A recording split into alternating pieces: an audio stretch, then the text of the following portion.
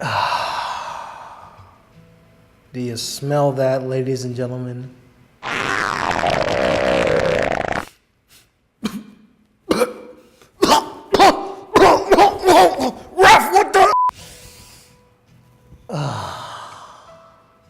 Do you smell that, ladies and gentlemen? The sweet aroma that fills the air, so delicate, yet irresistible. It can only be amor. Yes, my dear audience, it's that time of year once again. Valentine's Day, a time to buy your sweetheart some outcast roses, chocolates melted by the sunlight, or reflect on the fact that no one will ever love you.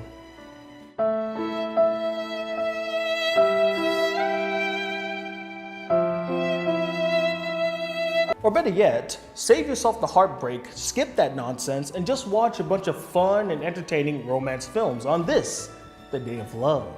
And instead of recommending the cliche choices that most people watch around this time of year, like Titanic, A Walk to Remember, The Notebook, and No! Absolutely not! We here at Take Two would like to recommend 10 unique romance films to show you what it takes to love. Get it? I worked in the show's name into the title. Number 10, Scott Pilgrim vs. the World. It's honestly a nerd's dream romance with a lot of over-the-top anime-like action, tons of comic book and video game references, and an average guy stuck in a love triangle between a cute Asian and a girl that likes to dye her hair like an anime character. My man! It's hilarious, it's exhilarating, the music rocks, with an excellent balance of action and romance. Number 9, Save the Last Dance. Ebony and ivory, grooving in perfect harmony. This film about a white gal and a black guy that form a relationship through dance is sweet and touching. I remember loving this film to death as a young boy, and I still love it to this very day. It's basically the better version of Step Up, which, after thinking about it a little longer, isn't really saying that much. It's actually kind of an insulting comparison because one's an actually good film and the other is not. But hey, better than crap. Number 8, Love Actually. If Pulp Fiction had a sibling that was uber obsessed with rom-coms, it would be Love Actually, with its multiple narratives following numerous characters that are all interconnected. And nothing says love more than a guy with a speech impediment, a man who threatens bodily harm to find his daughter, and a guy with an octopus for a face. Now that's a turn on. Number 7, Definitely Maybe. It's basically How I Met Your Mother the film, but with Ryan Reynolds as the lead instead of a loser. Probably has some of the best on-screen chemistry I've personally seen in a rom-com, particularly with Reynolds and Isla Fisher, aka Best Girl. It's charming, adorable, funny, with a solid twist and a very satisfying ending. I say definitely watch. Number 6, Midnight in Paris. Oh come now, you saw this coming. Nothing screams romance quite like Paris, the city of love. And with a story about a writer traveling back in time every midnight to 1920s Paris. Gentlemen, you had my curiosity, but now you have my attention. Owen Wilson was great, Marianne Cotillard was delightful, and Corey Stoll, aka Peter Russo from House of Cards, was phenomenal as the legendary writer Ernest Hemingway.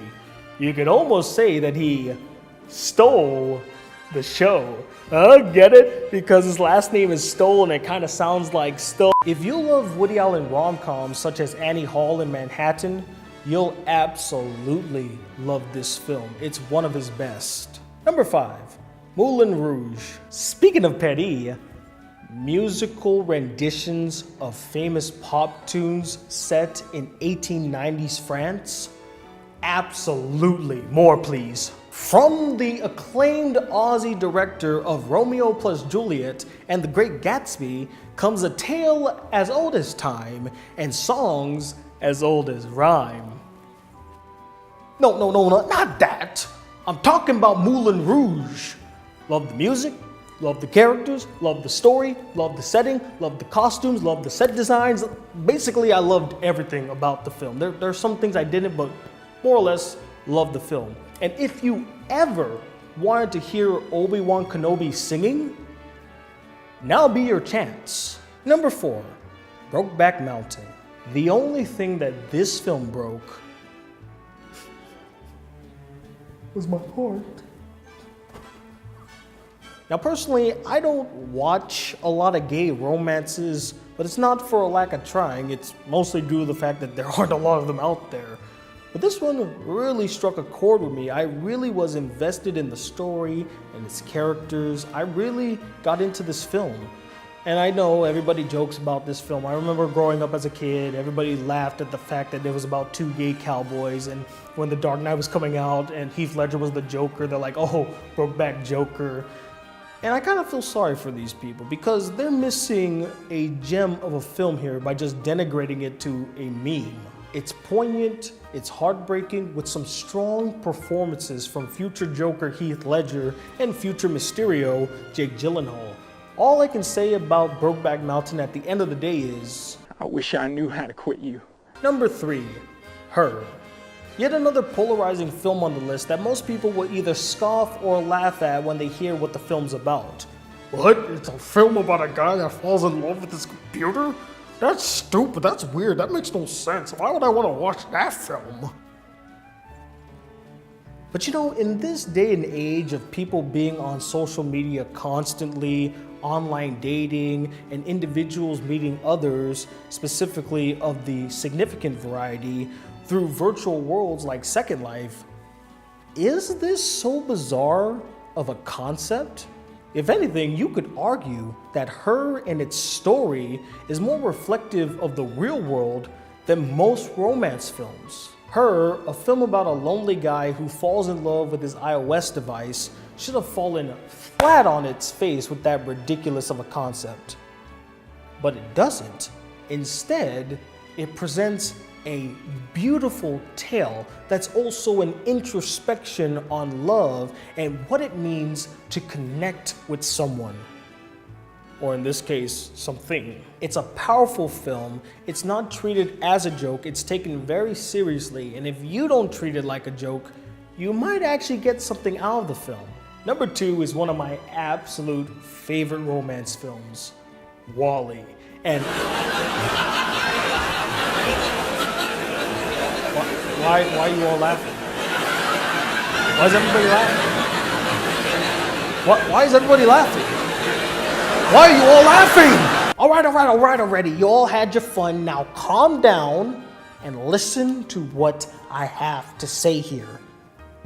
If you strip WALL-E down to its bare bones, remove the fact that it's animated, remove the sci-fi elements, remove the environmental message, what do you have left? A story about 2 robots that fall in love, aka a love story. So it counts. I mean, come on. This film made me believe in a romance between 2 machines. Not only that, it's probably one of the most believable romances I've seen in a film. More believable than most relationships I see nowadays, fiction or reality. Yeah, I said that. I absolutely love WALL-E, and it's without question the greatest animated romance film ever made. I dare you to find a better one. And number 1, 500 Days of Summer. This is arguably one of the best films about love ever made. Not a love story, mind you, a story about love. It has all the makings of not only a great romance film, but just a great film in general. A compelling story, interesting, multi-layered characters, great music, great comedy, great drama, the setting is great, the tone of the film is amazing. and it also dissects its characters and really challenges the idea of what love is. What does love mean to an individual? All in all, out of all the films on this list, 500 Days of Summer is the one that I highly recommend. And those, ladies and gentlemen, were my 10 recommendations of romance films to check out this Valentine's Day. And let me know what you guys thought about the films if you have seen them, or if you plan to see them today, do come back later and let me know what you thought of them. Did you love them? Did you hate them? Could you not get through them? And do let me know, what is your favorite romance film of all time? Comment below and let us know. And that'll do it for me today in this special Valentine's episode of Take 2. I hope you guys have a wonderful Valentine's Day with your significant other or by yourself. I know I'll be rocking Solamente this Valentine's Day. And as always, guys, I'm Tony Whatley II from Take 2, and mwah!